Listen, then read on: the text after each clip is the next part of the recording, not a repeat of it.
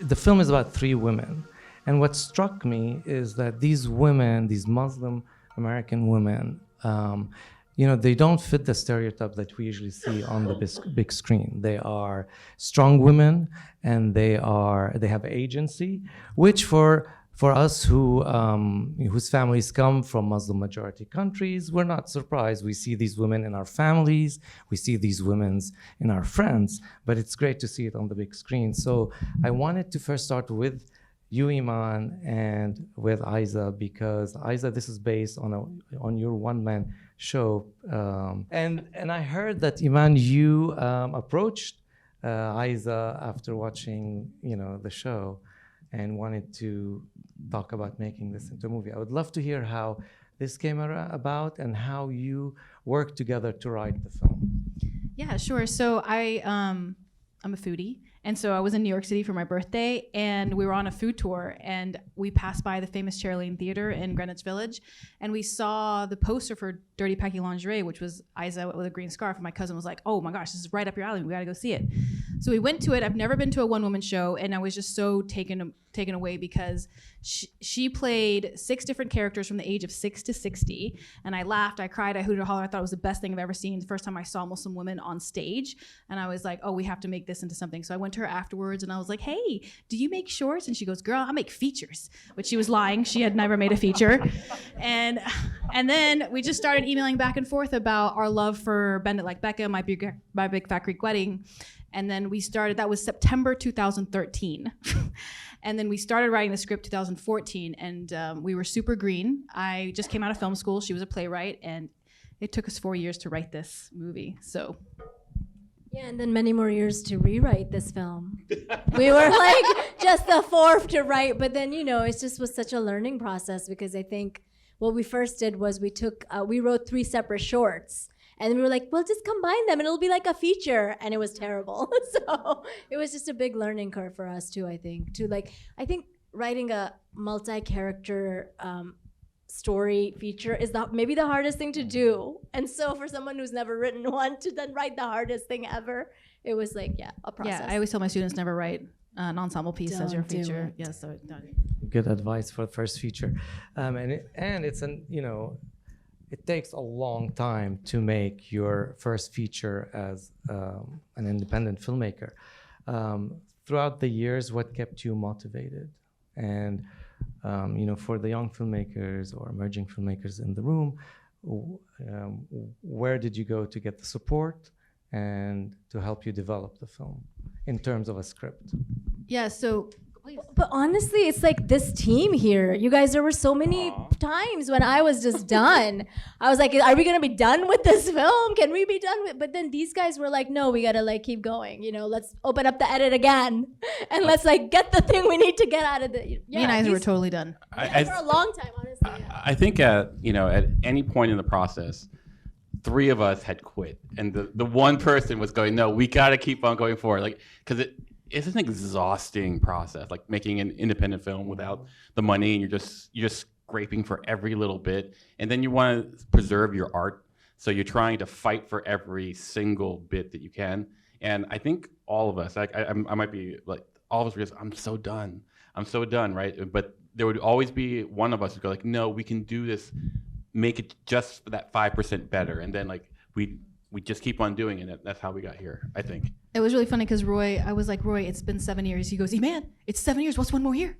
What's one more year? Yeah. He kept saying that. What's one more year? I'm like, well, but I mean, what really kept us going in terms of the passion is that, Aizzah and I, as Muslim women, I'm just so tired of seeing, what we always see, the complete stereotype, like you're saying. And it's like, well, we know that these are the people that we know, we want to see on the screen. And again, it's like you guys saw, it's like a cheesy rom-com. It's all the tropes, we owned all of it.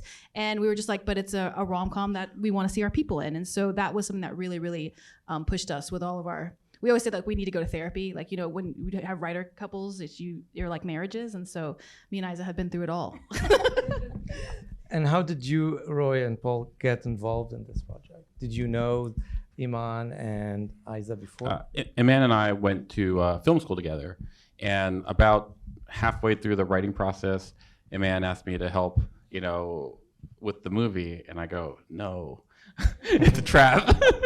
and this, but like, but she's, I work with Iman all the time. Like, we're great collaborators, and it's because of her passion. I'm like, oh, I guess I'm in for a penny, in for a pound. And so I've been, I've been here, but like it's always like, it's always about who you work with, right? It's really, the project is one thing, but like the other part, and it's equally as important, is like, make sure you have the right team, make sure you work with the right people who believe in the same things. And I think that's how I got involved. I'll let Roy speak for himself. I was just walking down the street. I saw a movie set. No, just kidding. Actually, it was, I think they had already shot a large percentage of the film when a friend of mine basically reached out to me who was going to be involved with this project, and just the right time, right place. I had just, making it personal here, I had just broken up with someone of 8 years. I was looking for love. I was looking for a community and support. And I didn't think it was going to be on a movie set. But once I ended up on a movie set and I saw that we were all having a great time, as you can see in the movie, at the end of it, I wanted to get married. That was a thing that I felt out of this movie, which I still haven't, but there is someone on the horizon, I know. If anyone's looking for a producer. No, but just to compliment also what Paul said, the currency of any film is the team, and mainly, the creatives and so forth. And because movies come and go, and hopefully every independent filmmaker will make hopefully more than at least 20 films in their lifetime. And that's a lot of work. And a team is what makes it happen and pushes it and so forth. And of course, I grew up in Turkey. I felt connected to certain pieces of it. I'm not American, so I learned a lot from it as well. I learned what it meant to be Americanish. And just, really happy to be a part of it.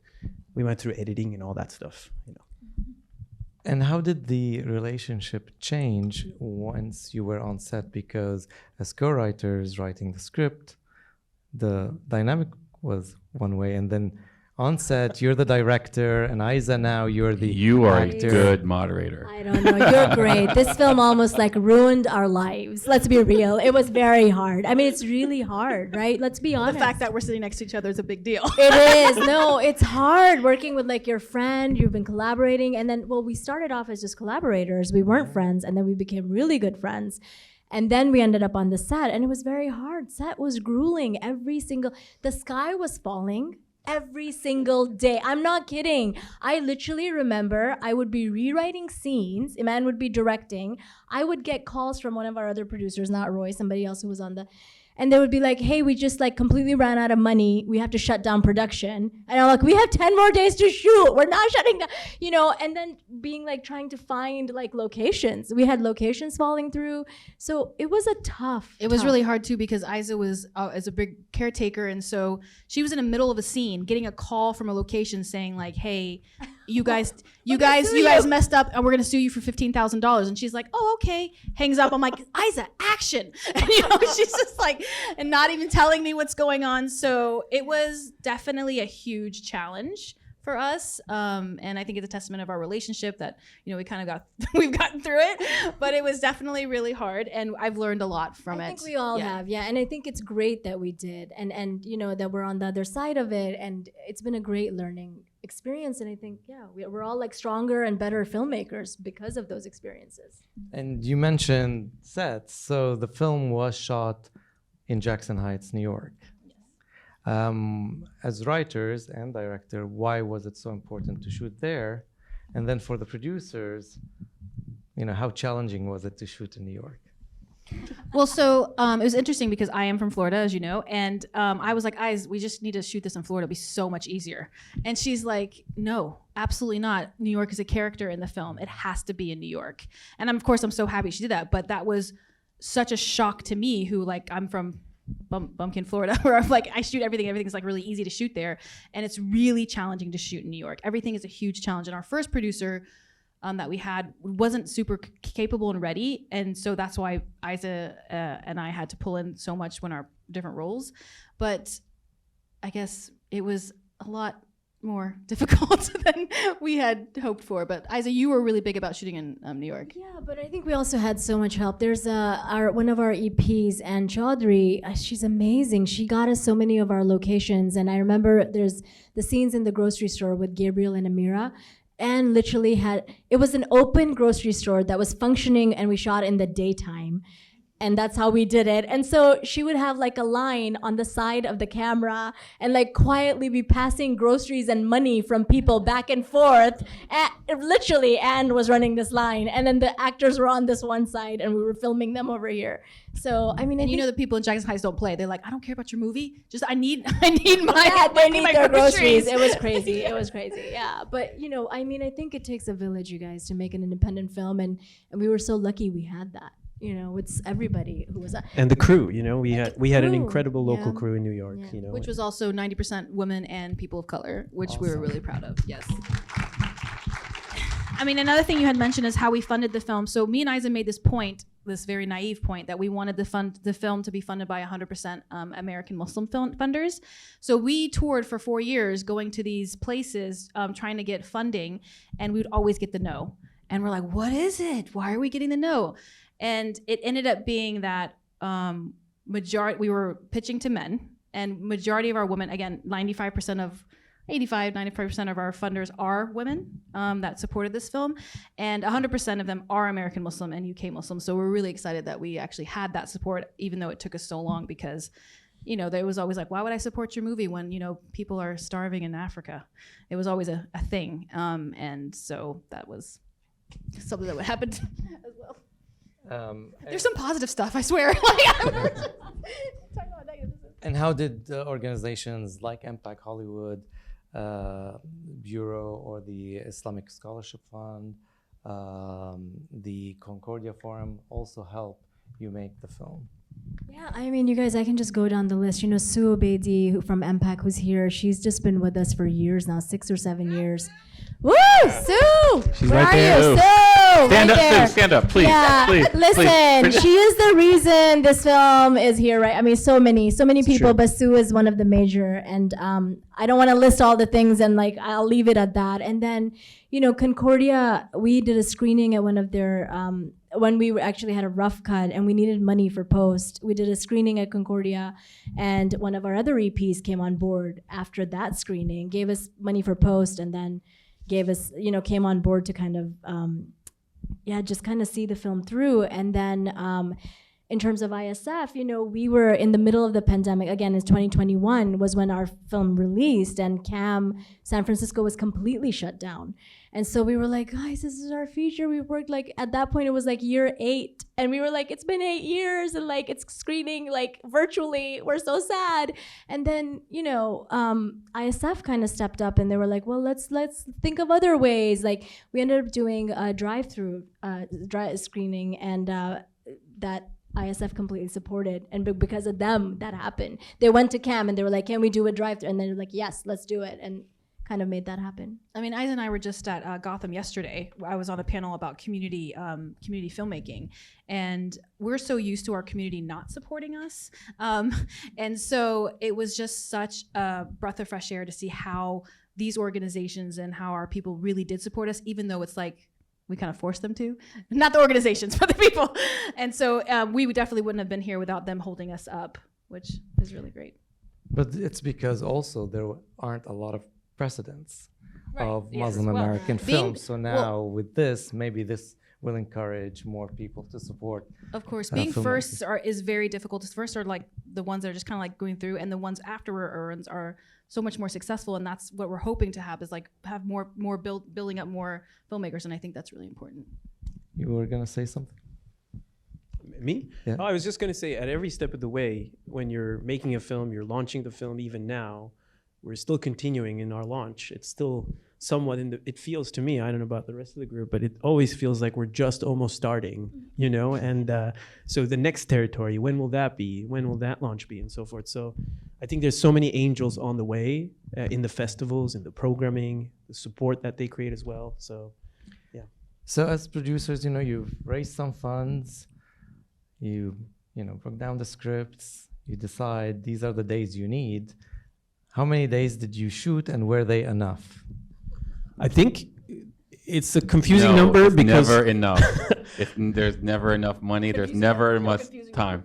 well, I think we had a picture lock at some point, and then we opened it up a few times. We So- shot more scenes. So this is how it through the happened. post. We shot 18 days. Right. And then we ran out of money. We raised money, shot 7 more days, then edited for a year, rewrote Sam's story, shot again the next year for 5 days, edited again, went out to some film festivals, then didn't work out, edited again, went out to film festivals, edited again, COVID hit, edited again, and then we did it. So it was a 4-year process.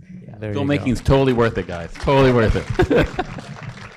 And I think that's important to note. I mean, and that's part of the process when I think I was like, okay, guys, we're done. We submitted it to some festivals, it got rejected, just that's it. And then Roy was like, no, guys, you know, some films I know, they've submitted 3 times before they got into one particular festival with the same film. So let's keep going. And that was important in a way. Yeah. I think with certain films it's important. With this one for sure. You know, at some point it's about career sustainability, moving on to the next project and so forth. But I think a film like this, you have to launch it in a certain way, and holding on to it is the only thing we have. This is the intellectual property. This is the asset that filmmakers have, and hopefully this will, you know, you can't really estimate what will happen in the future, but hopefully it'll stay through for many, many more years. You can see that rom-coms come back, you know, from 30 years ago. So, let's talk about the cast. This amazing cast you assembled. I'd love to hear how you were able to bring the actors and work with them. And I was also personally excited to see some Arab Americans in the mix too. Yeah, for sure. So our casting director, me and Megan Rafferty, they're from New York, and they worked really hard to get us our cast. So Lilette Dubé, who plays Khala, like she's Bollywood royalty. Like we never thought in our life that we would get Lilette. And they reached out to her, and she makes it a point to work with first-time female directors. And she is like the queen. We call her Mama D. She's like the best person to work with. So she came on board. And then Shanaz, she also was very excited. We FaceTimed with her in India, and she said that she had a personal connection with the story and everything like that, and so we brought her on. And then Godfrey, who never comes in auditions, we had a casting, he came and auditioned because he loved the script so much in terms of the topics that we were discussing as well. And of course, like we basically cast him on the spot. He was so awesome. And then Selena actually came in for the role of Maya, which was Shahid's girlfriend. And I saw her and I was like, no, you need to read for Miriam. And she read for Miriam and she killed it. Like, Selena's super awesome. And then Aizzah, I mean, of course, she's an actor herself, so she has a lot of acting friends. We definitely know Mo Amer is a good friend of mine. I've been working with him for like 15 years, and he did not audition. He was just like, I'm gonna play this role. And that's exactly what happened. We're like, oh, okay. And so he played that role, and we were happy to have him. It was his first film.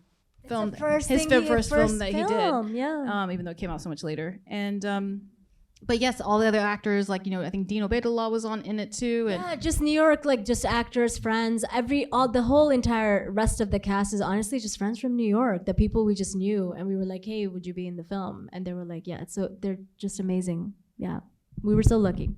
And for you, did you have in mind the character while you were writing it? Like, I'm acting. You guys, it's so complicated for me because I play the 4 characters in the show, in the one-woman show. So as I was writing it, and at one point, Miriam, who's the younger sister, it was such a different character. Like, she was much older. They were matching for residencies. And so it was like the character kept fluctuating and changing. I was like, maybe I'll play that at one point. And then we were set. I was going to play the character Shanaz ends up playing. And then we get into casting because we were like, oh, Sam is the lead. We should get somebody really big, a big name. Like, that's how you sell a film. We're all told this, right? So we were like, let's get a really big name. So we tried, and we got turned down hard. from everybody. By everybody. I mean, there were only a couple of South Asian women in Hollywood at that point who could have played a few years ago. So we tried, and it didn't happen. And then I think it's really important to point out, like, Yeah. Aizzah's so hilarious and she's so good at Amira. And I was like, you have to play Amira. And Aizzah's like, you know what? I'm not doing an accent. Yeah, I was just feeling it, guys, because if you look at my reel pre this, so like 2019, if you look at my acting reel, I'm always a foreigner. I have a hijab on. I speak very loose, terrible Arabic. So it's either me speaking Arabic or with an Arabic accent, me speaking Urdu, Hindi, me just a fob. And I'm like, why? Like, can I just play me?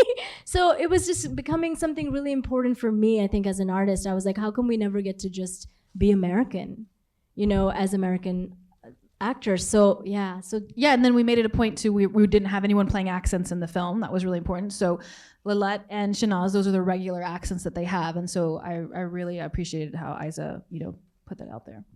And then another thing that I noticed that was really special in this film is when the younger sister, because of pressure, takes off the hijab, and in a way it was a non-issue with the family, and then in the end she puts it back on because in a lot of families this is a personal choice as well, and there's a misconception a lot in American media that this is something that families always impose.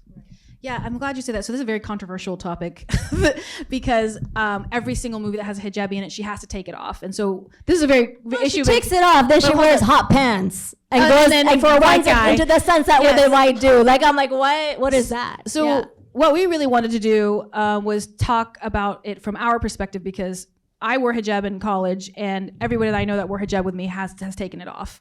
And so it's a very difficult thing to do. And so we wanted to show what the build of pressure is. Like, she didn't do it for a guy. Her mom told her to take it off. The guy was yelling at her in the street. Her sister makes fun of her.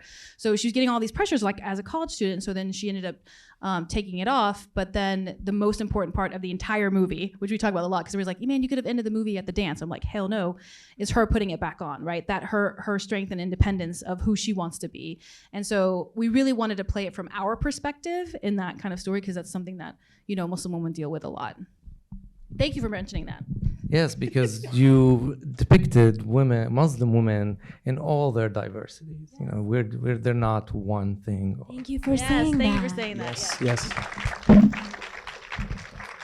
Thank you so much for sharing your beautiful film with us and for being with us here tonight. Thank you so much, Louay. Thank you so much, everyone, for coming. Thank you for coming. Thanks, everyone.